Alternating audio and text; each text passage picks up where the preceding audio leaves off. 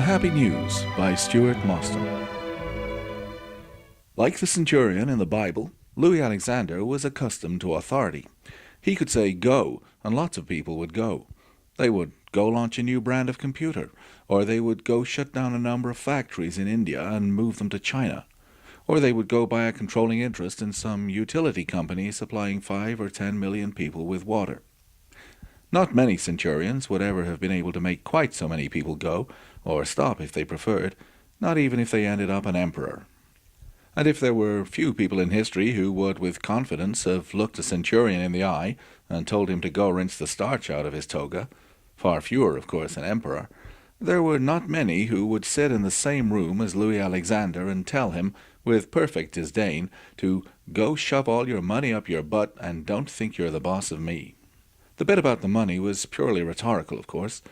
Louis Alexander had so much money it would be impossible to count it all, even if it did sit still long enough to be counted, which it never did, because it was too busy buzzing about making more money, for such was the nature of capital in competent hands. It would have stretched the imagination to think of shoving even a small proportion of all that wealth anywhere, so Louis simply ignored the insult. It was not the words, but the shameless, aggressive defiance that was bothering him. Louis Alexander was a corporate mogul's corporate mogul. Time magazine had once dubbed him Alexander the Great because he just bought Macedonia and looked like expanding his empire eastwards from there into some hard-to-conquer places like Iran. Another time, the business pages of Le Monde, playing on his first name, had called him Le Soleil Royal, which had generally been translated the Sun King. And if the analogy was inappropriate, it was only because he was far more powerful than any monarch in history. Yet Louis wondered if there were any emperors in history, or even centurions for that matter, who had had so much trouble with their daughter. Probably like all dads, he reckoned, Louis's sympathy for his daughter knew no bounds, but only up to a point. There were times he felt a hearty admiration for her, like 3 months ago when she dumped that halfwit English guy she'd been seeing. It was the best thing she ever did, and Louis told her as much, but the paternal plaudits had been greeted with broody reserve. Possibly he could have expressed himself better that time, he now reflected. In telling Saffron it was the best thing she ever did in her life, he should, he now thought, have stopped there, leaving the lily ungilded. But perhaps through some kind of pique, to which Louis Alexander was generally unaccustomed, he had not stopped there. He had continued speaking in a manner that may have appeared to undermine his compliment. He had said something along the lines of, "Although you are only 25, you have achieved a great deal in your life, admittedly mostly disastrous to some degree or other, and shacking up with a 40-something writer was the latest, if not in all respects the worst, of your attainments. But in ditching him, you have at last done something even your sternest critic would have to applaud." Saffron responded by wilfully missing the point, a skill at which she was well practiced. "He's not 40-something, he's 40. "Saffron, honey, do you honestly think he'd pass for 40? "You went to his birthday party 6 months ago. His 40th. "Well, I know that was how it was advertised." "Oh, come on, Dad." Louis conceded. "Okay, I was being a little unkind there. He looks like an old trout, but I don't believe he's lying about his age. But I mean, Saffron, really, how much do you know about this guy? You've known him 5 minutes." "I've known him almost a year." "Right, a year. A year is not knowing someone. It's just the length of time that's elapsed since you had the dumb fool misfortune to meet him." Her blue eyes emitting a glow like 2 searing hot gas rings, Saffron said firmly, "I know, Julian. I know he's successful in business. I know he's a gentleman who comes from a very old family. And more importantly, I know he's a kind and sensitive man. Most of the time." Aside, she added, "even if he can be such a jerk sometimes." Turning the glare back at her dad, she added, "like all men in my experience." Louis obviously wasn't going to probe in the area of Saffron's apparent equivocation, lest he help her firm up her resolve in the wrong direction. He just said, "And actually, by my reckoning, it's 9 months. Yes, it was 9 months. Louis knew this because Saffron, tough little cookie though she may be, had a very strong sentimental side, and the fatal fight with the literary lump had occurred in a restaurant while they were celebrating what Saffron called their 9-month anniversary. And today, that was exactly 3 months ago, And in one of those coincidences of the kind Saffron's half-wit novelist would have doubtless delighted in writing into his plots, this meant it was exactly 1 year since she had started going out with him. To a girl capable of measuring sentimental anniversaries in months, apparently a calendar month was your pizza anniversary, 3 months was pasta, and 9 months was curry, a complete year constituted some serious romantic symbolism, hence the trouble she was giving her father today. Louis didn't mind that Saffron blamed him for her bust-up. Apparently it was her dad they had fought over, and although Louis didn't really think it entitled him to much of the credit, he was not displeased to have been at least vicariously involved in the event. Today, however, Saffron was threatening to go straight to England and tell Julian Penvellyn Fitznorbert to marry her. There was a very uneasy silence. Then Louis said quietly, "It's ask. And by the way, sweetheart, that's his job, except it isn't because he's going to do that over my dead body." At this point in the conversation, Saffron detected a slight change in her father's attitude. A look she could only interpret as sullen came into his usually placid eyes. Dad always looked kind of young in a way. Although he was 50-some, he had sandy hair and a sort of boyish face, but right now the boy had the air of a petulant old man. Saffron had never seen her dad in that light. He seemed to drift off into a reverie as he added, "And I'm not planning on keeling over just yet. I have too much to do. Facts of life. There's always so much to do, and not nearly enough time to do all of it." But he was himself again sufficiently quickly that Saffron wondered if she'd imagined the change. He said, "Except in your case, of course. You're 25, and you have your whole life ahead of you. Career, everything. You marry that guy, the next thing you know, you'll be sitting at home weighed down by litters of children. Your action girl lifestyle will go pop. And much as I, as your father, would be relieved to see you stop skydiving with sharks and doing all that other crazy stuff, I'm telling you, you will not be happy."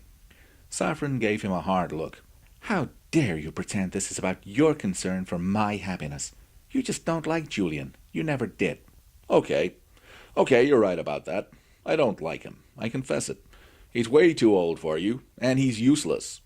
"He's English and he's classy, and in both cases you just don't like his style."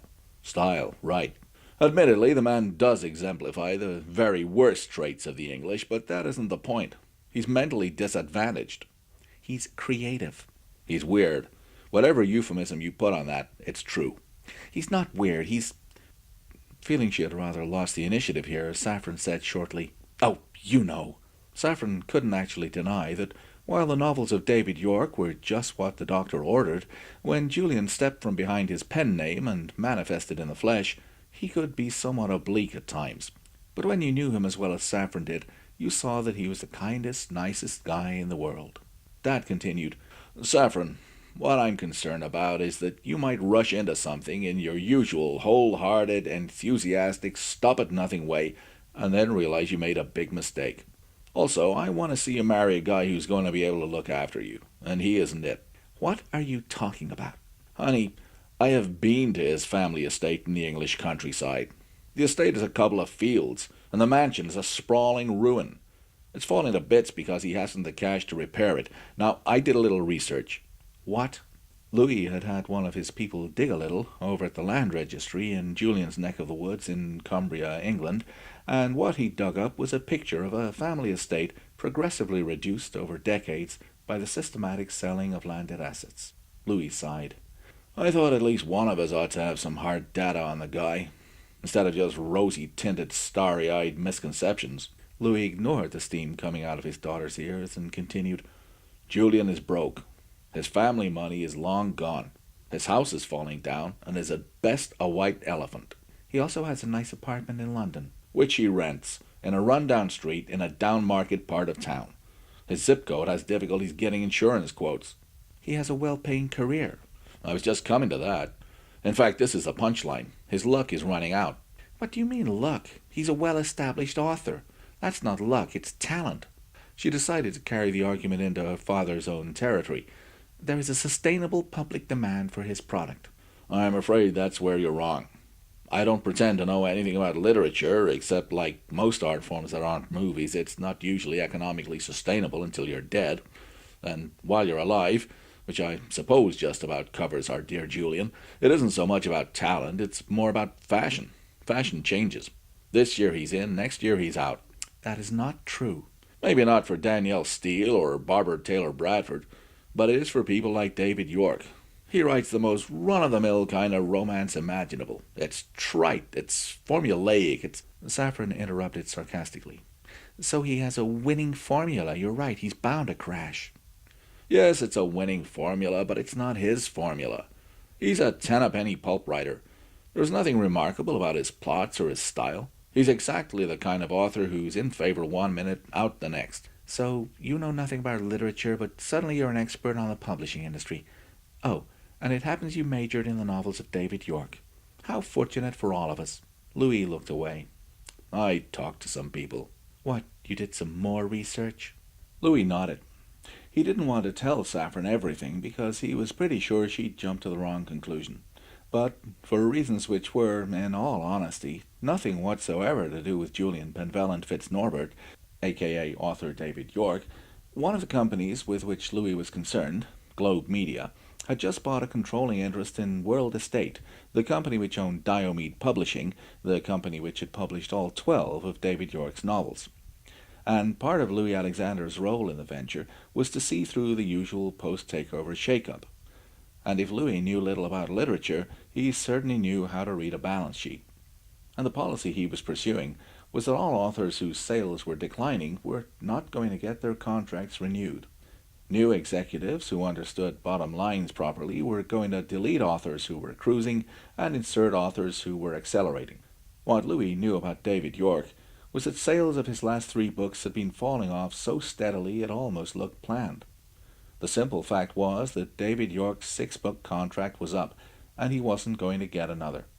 Certainly not with Diomede, and in today's highly competitive marketplace it was open to question whether he would find another publisher. He was looking pretty much like a has-been. It wasn't the only reason why he shouldn't marry Louis Alexander's daughter. It wasn't even the biggest reason, but alone it was sufficient. Louis just said, I think David York has had his heyday. I think the critics know that, and the readers know that, and I think David/Julian knows that too. Well, I don't think so. Honey, I've read some of his stuff. That was news. Dad didn't read sappy fiction. When? When it started sounding like your infatuation with him was serious. I read 3 of his books, and I'm convinced he has no future.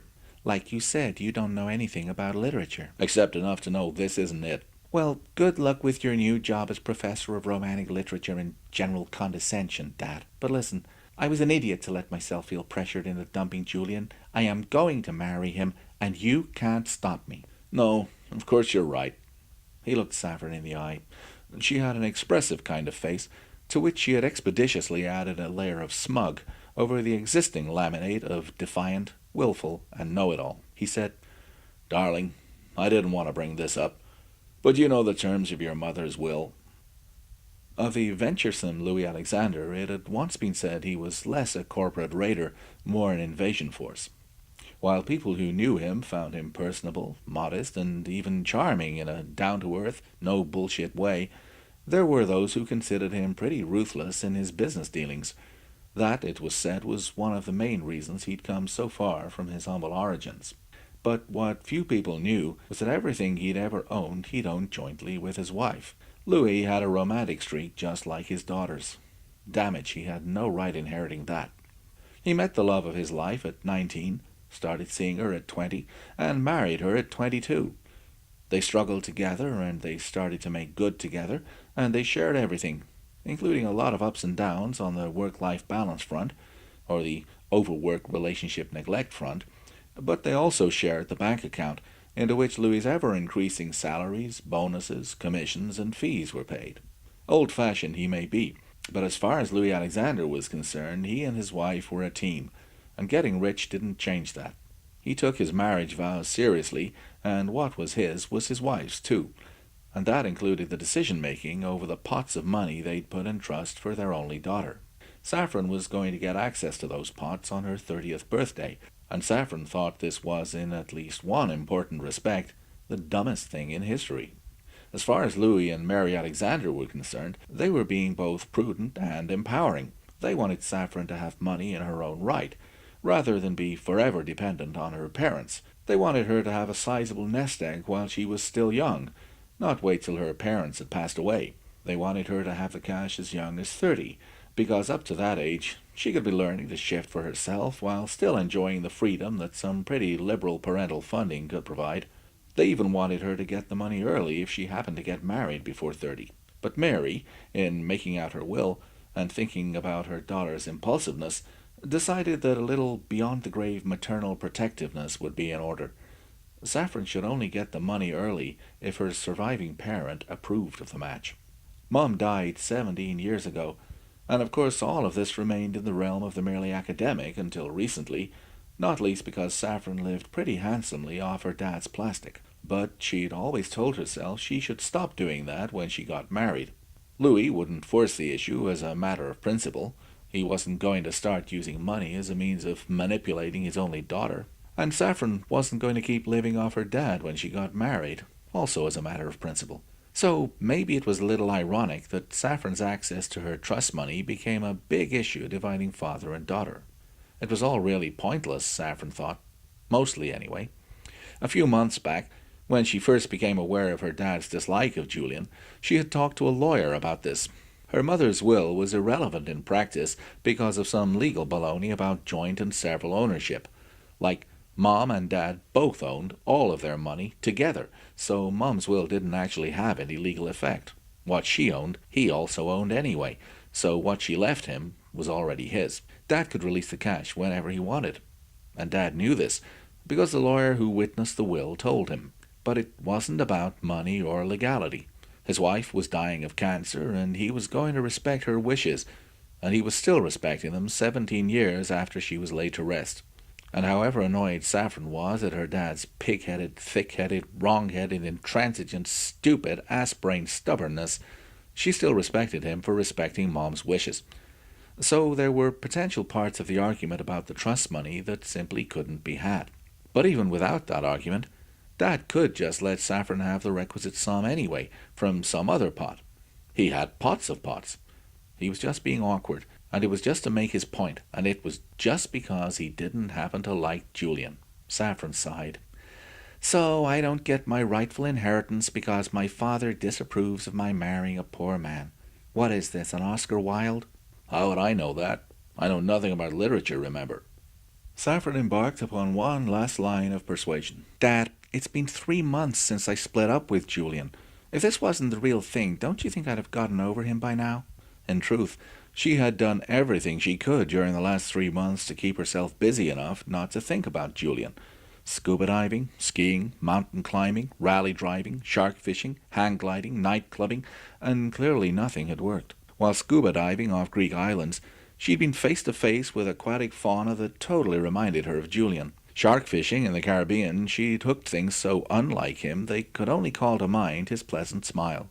Anything involving speed or heights would of course fix her concentration at the time, but afterwards she'd think of his face contemplating that speed or those heights, and she would sigh her way deep into sentimental reverie. And night clubbing with its attendant activities, well, you just couldn't help comparing, and there was no substitute for Julian. There might have been serious medical consequences for Louis Alexander if his daughter told him how many guys she'd slept with in an effort to rid herself of the memory of her ex-boyfriend, but she told him about most of the other stuff. She spoke reasonably, and her dad listened reasonably, and then he said reasonably, I can see you're serious, honey, but a lot of people are serious about a lot of things, and it doesn't mean they're right. I just want you to relax a little and give this some time. I'm certain in a year or two you'll see I was right, or maybe you'll prove me wrong. But even if you don't, you'll get your money in less than 5 years anyway. He just didn't get it. 5 years. That was more than the length of a presidency.